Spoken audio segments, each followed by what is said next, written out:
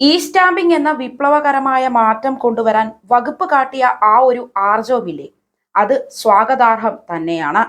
ഇനി ടെംപ്ലേറ്റ് സംവിധാനവും വരുന്നുണ്ട്. അതും സ്വാഗതാർഹം തന്നെ. നാടോടുമ്പോൾ നടുവേ ഓടണമല്ലോ. പക്ഷെ ഇരിക്കും മുന്നേ കാല് നീട്ടിയാൽ നഷ്ടമാകുന്നത് സ്വന്തം നടുവിന്റെ സൗഖ്യമാണ്. ആധാരമെഴുത്ത് മാത്രമല്ലല്ലോ രജിസ്ട്രേഷനുമായി ബന്ധപ്പെട്ട് നടക്കുന്ന കാര്യങ്ങൾ. വസ്തു കൈമാറ്റത്തിന് മാത്രമല്ലല്ലോ മുദ്രപത്രം വേണ്ടിവരിക.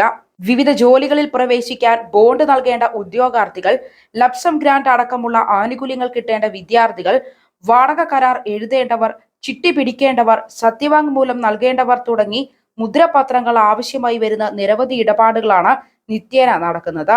20, 100, 200 രൂപയുടെ പത്രങ്ങൾക്കാണ് ഏറെ ആവശ്യക്കാരുള്ളത്. സംസ്ഥാനത്ത് ലൈസൻസ് ഉള്ള 1500ഓളം വെണ്ടർമാരിൽ നിന്നാണ് ആവശ്യക്കാർ ഇവ വാങ്ങിയിരുന്നത്.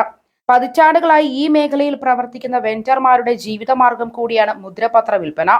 ആൾക്കാർക്ക് ഏറെ ആവശ്യമുള്ള മേൽപ്പറഞ്ഞ തുകയുടെ പത്രങ്ങളാണ് മാസങ്ങളായി സംസ്ഥാനത്ത് കിട്ടാതായത്. തുടക്കത്തിൽ 500 രൂപയുടെ പത്രങ്ങൾ യഥേഷ്ടമുണ്ടായിരുന്നു. അതിനാൽ 100 രൂപ പത്രത്തിന്റെ ആവശ്യക്കാരായ സാധാരണക്കാരും വിദ്യാർത്ഥികളും ഉദ്യോഗാർത്ഥികളിലുമെല്ലാം 500 രൂപയുടെ ഇമ്മിണി കൂടിയ പത്രം വാങ്ങി കാര്യം സാധിച്ചു. അല്ലാതെ മറ്റു മാർഗമില്ലല്ലോ. ഒരു ഘട്ടം കഴിഞ്ഞപ്പോൾ ഇതും കിട്ടാതെയായി. എല്ലാത്തിനും പരിഹാരം കണ്ടെത്തുന്ന നമ്മുടെ ഔദ്യോഗിക മേധാവികൾ ഇക്കാര്യം തങ്ങളുടെ വിരുത് കാട്ടി. കുറഞ്ഞ തുകയ്ക്കുള്ള മുദ്രപത്രങ്ങൾക്ക് മൂല്യം കൂട്ടി. 100, 200 രൂപയുടെ പത്രങ്ങൾക്ക് തുല്യമാക്കി മാറ്റി. അങ്ങനെ പുതിയ മൂല്യം കൺഫർ ചെയ്ത് കിട്ടിയ 5 രൂപ, 7 രൂപ പത്രങ്ങൾക്ക് പെട്ടെന്ന് വല്ലാത്ത പകിട്ടായി. പ്രതിസന്ധിക്ക് ഒരുവിധം പരിഹാരമായെങ്കിലും അതും നീണ്ടു നിന്നില്ല. സെൻട്രൽ സ്റ്റാമ്പ് ഡിപ്പോയിൽ കുറഞ്ഞ തുകയുടെ പത്രങ്ങൾ കുറേയധികം പൊടി പിടിച്ചു കിടക്കുന്നുണ്ടെങ്കിലും അതിന്മേൽ തിലകം ചാർത്തി മൂല്യം കൂട്ടാൻ അധികാരമുള്ള ഉദ്യോഗസ്ഥ വംശം എണ്ണത്തിൽ കുറവായതിനാൽ എല്ലായിടവും ഇത്തരം പത്രങ്ങൾ വേണ്ട പോലെ എത്തിയില്ല. അതോടെ ക്ഷാമം കടുത്തു. ഇനി സ്റ്റോക്കുള്ളത് 10,000, 25,000, 50,000 രൂപയുടെ പത്രങ്ങളാണ്. വാഹന രജിസ്ട്രേഷൻ പുതുക്കാനോ വാടക ചീട്ട് എഴുതാനോ പത്രം വേണ്ട പാവപ്പെട്ടവൻ അതിന് 1,00,000 പത്രം വാങ്ങണമെന്ന് പറഞ്ഞാൽ കുഴിയാനയെ എടുത്തുമാറ്റാൻ കൊമ്പനാനയെ കൊണ്ടുവരണമെന്ന് പറയും പോലെയാകും. ഈ സ്റ്റാമ്പിങ്ങിലേക്ക് മാറുന്നതോടെ മുദ്രപത്രം അപ്രസക്തമാവുമെന്നത് ഉറപ്പാണല്ലോ. മഹാരാഷ്ട്രയിലെ നാസിക്കിലുള്ള കേന്ദ്ര സർക്കാർ പ്രസ്സിലാണ് മുദ്രപത്രം അച്ചടിക്കുന്നത്. ആവശ്യത്തിനനുസരിച്ച് ഓർഡർ നൽകി വാങ്ങുകയാണ് പതിവ്. എന്തായാലും ഈ സ്റ്റാമ്പിങ്ങിനെ കുറിച്ച് ചിന്തിച്ചു തുടങ്ങിയപ്പോൾ തന്നെ നാസിക്കിൽ നിന്നുള്ള പത്രം വാങ്ങൽ വേണ്ടെന്ന തീരുമാനം അങ്ങെടുത്തു.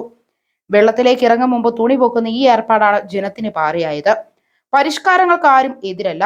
പുതിയ സമ്പ്രദായവുമായി വെണ്ടർമാരും ആധാരം എഴുത്തുകാരും പൊതുജനങ്ങളും എല്ലാം താതാത്മ്യപ്പെടാൻ കുറച്ച് സമയമെടുക്കുമല്ലോ. പിച്ചുവെക്കാതെയും വീഴാതെയും നടക്കാനാവില്ലല്ലോ. പൊരുത്തപ്പെടലിന്റെ ഈ ഒരു ഇടവേള കൂടി കണക്കിലെടുത്ത് കുറെ കാലത്തേക്കുള്ള മുദ്രപത്രങ്ങൾ സ്റ്റോക്ക് ചെയ്യാതിരുന്നതാണ് കുഴപ്പങ്ങൾക്ക് കാരണമായത്. വെണ്ടർമാർക്ക് മതിയായ പരിശീലനം നൽകിയ ശേഷമേ മുദ്രപത്രങ്ങളുടെ ഇടപാടുകൾ അവസാനിപ്പിക്കൂ എന്ന് നേരത്തെ സർക്കാർ ഉറപ്പ് നൽകിയിരുന്നതാണ്. പക്ഷെ അത് വെറും കുറിപ്പിന്റെ ഉറപ്പായോ എന്നാണ് ഇപ്പോൾ സംശയമുയരുന്നത്. സർക്കാർ ഓരോ പരിഷ്കാരങ്ങളും ജനനന്മ ലക്ഷ്യമിട്ടാണ് കൊണ്ടുവരുന്നത്. പരിഷ്കാരങ്ങൾക്ക് നേരെ മുഖം തിരിഞ്ഞു നിന്നിട്ട് കാര്യമില്ല. എന്നാൽ ഓരോ പുതിയ കാര്യത്തിലേക്ക് കടക്കുമ്പോഴും അതിന്റെ ഭവിഷ്യത്തുകൾ കൂടി മുൻകൂട്ടി കാണണം.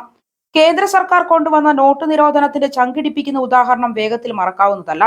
നിത്യേന ഉപയോഗിച്ച് ശീലമായി പോയ 500ന്റെയും 1000ന്റെയും നോട്ടുകൾ പെട്ടെന്ന് അപ്രത്യക്ഷമായപ്പോൾ ജനം അനുഭവിച്ച ദുരിതം പറഞ്ഞു തീർക്കാനാവുന്നതല്ല.